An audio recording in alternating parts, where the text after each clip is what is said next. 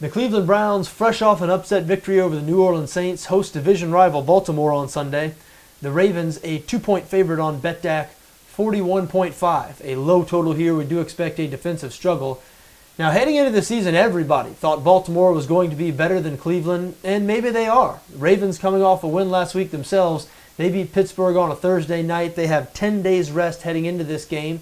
Could be why they are a popular public bet out in Vegas as a 2-point favorite. Of course, another reason the Ravens are a popular public bet, nobody wants to bet on the Browns. Nobody wanted to bet on them in week 1. They were 7-point underdog against Pittsburgh. They paid their backers off by losing by 3. And nobody wanted to bet on them last week. They were 6.5-point dog against New Orleans and beat the Saints outright. It's easy to see why nobody wants to bet on Cleveland.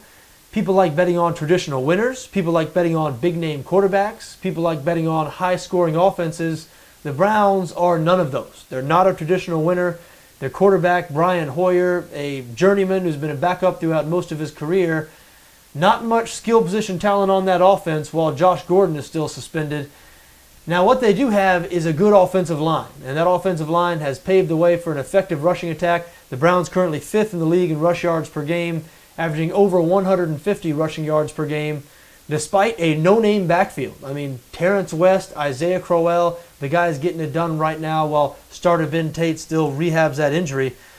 So listen, the Browns, sort of a no-name offense, a defense that has surrendered some points now. The Browns have surrendered 56 combined points over the first 2 games. So again, it's not surprising that people still hesitant to jump on this Cleveland bandwagon. But you know what? I've been one of the people who've underestimated Cleveland throughout these first 2 weeks, and I'm going to put a stop to it right now. I think they're going to beat the Baltimore Ravens this week. Listen, Baltimore, a pretty good team on both sides of the ball, but the Ravens have had trouble running the football for the last year plus. And Joe Flacco, ever since that Super Bowl win over a year ago, has been very inconsistent. We mentioned the Cleveland defense has surrendered some points this season, but they faced 2 good offenses, the New Orleans Saints, of course, and Pittsburgh in week 1. Now, I think Pittsburgh is going to have a good offense this season. That remains to be seen. But really, in the second half of that game, the Cleveland defense tightened up. It was just the first half of that Pittsburgh game. They didn't play well, and they gave the New Orleans offense a good fight last week. I think this Browns defense better than most people think it is right now. I think they're going to really limit this Baltimore offense that was really shut down in week 1 against an excellent Cincinnati Bengals defense. Baltimore played better last week against Pittsburgh, but I think the Browns have a better defense than the Pittsburgh Steelers, so I think they're going to have some success against this Baltimore offense. And I think Cleveland is going to do what they do on offense. They're going to run the football. Brian Hoyer has been effective in the game manager role so far this season.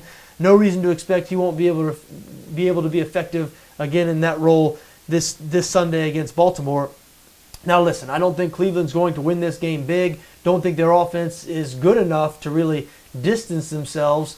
It's going to be a close, low-scoring game, but after what I've seen over the first 2 weeks, I like the Cleveland Browns here. I think they're going to beat division rival Baltimore outright, so I like Cleveland as a 2-point underdog.